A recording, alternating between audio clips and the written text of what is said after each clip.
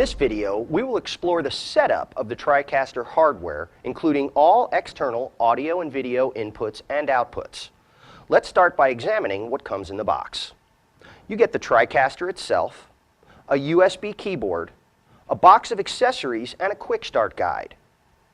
In the accessory box, you will find a USB mouse, 6 BNC to RCA adapters, and a power cord. Start by taking everything out of the box. Set it on a table or in the area where you will be running the TriCaster. You'll find the serial number of the unit here. Write this down as you will need it later for registration. Make sure you have room for the keyboard and the mouse in your work area. Plug the power cable into the TriCaster here and then into a power outlet. Make sure that the power supply is turned on with this switch.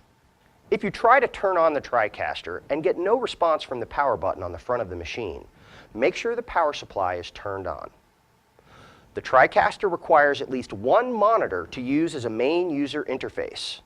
There are 3 connectors on the video card, and any 3 of these connectors can be used for the main interface. The monitor you use must be able to display 1660 by 1080 or better. There's also a second monitor output that can be attached and is very useful but not necessary for running the TriCaster. This second output can be figured as program out, preview out, or the effects row. It can also be any of the 3 connectors on the graphics card on the back of the machine. This means the main UI could be on DVI and the second output could be program out as HDMI.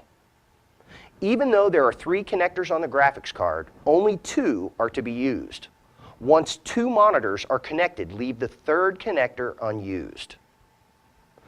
Next, let's attach the keyboard using one of the USB connections on the machine. The mouse is also attached using a USB port. You can also attach your TriCaster to a computer network. There's a gigabit Ethernet port on the back, so plug in your network cable here. The Ethernet port is how you gain internet access for streaming and web browsing. An internet connection will be handy if you want to register your TriCaster online. There are also 2 eSATA ports on the back, allowing you to connect external eSATA drives for expanded storage. If you're going to use an external eSATA drive, make sure to turn the TriCaster off, connect the drive, and then start up the machine so the drive gets recognized. If you try to plug it in after the TriCaster is already running, it will not show up. Some connectors have locking screws and some don't. USB and HDMI connectors can easily be pulled out with a slight tug. Remember to manage your cables during the production and make sure they are out of the way and not run across an area where people will walk and could trip over them.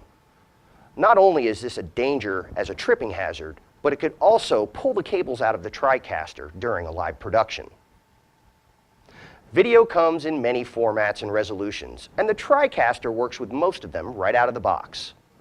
Whether you have standard definition gear or high definition equipment, it will connect to the TriCaster quickly and easily, and you can even mix and match formats and resolutions on the way in and out in the same production. You can connect composite video using a single cable, YC video using 2 cables, and component video using 3 cables.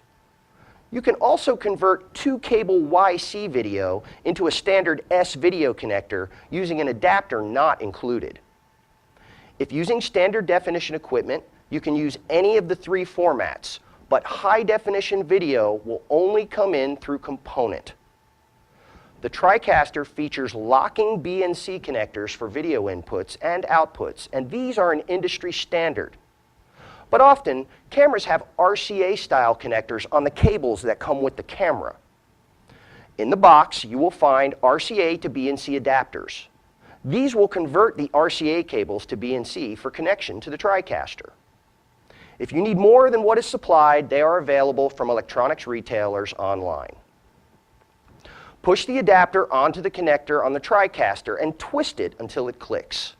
Now you can insert the RCA cable into the adapter. The TriCaster 40 features 4 video inputs on the front of the machine. Each input can be different. To connect composite video, attach the cable to this connector for the desired input. To attach YC video, use these two connectors, this one for Y and this one for C, for the desired input. To attach component video, use these three connectors, attaching red here, green here, and blue here for the desired input. Remember, high-definition video can only be brought in through a component connection on this TriCaster. There are two video outputs from this TriCaster. Output number 1 is going to match the resolution you set up for the session. When you begin a session in the TriCaster, one of the first things you do is choose a resolution, say 1080i. This will set the output resolution of output 1 to 1080i. The second video output is always standard definition video. You can select the format and the aspect ratio of this output, but it will always be standard definition.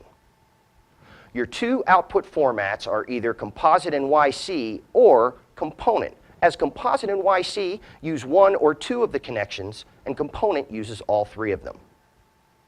There are also two audio inputs on the TriCaster 40, one line and one mic input. The line input is a stereo pair of RCA jacks. This can be audio from an external audio player or a feed from an external audio mixer. There's also a 1/4-inch input jack for an unbalanced microphone. There are two audio outputs. One is a stereo line out with two RCA jacks. This is your main program audio out. The other is a 1/4-inch headphone jack. Headphones can be worn by the operator to monitor audio during the production. This headphone jack can also be used as a second independent audio output.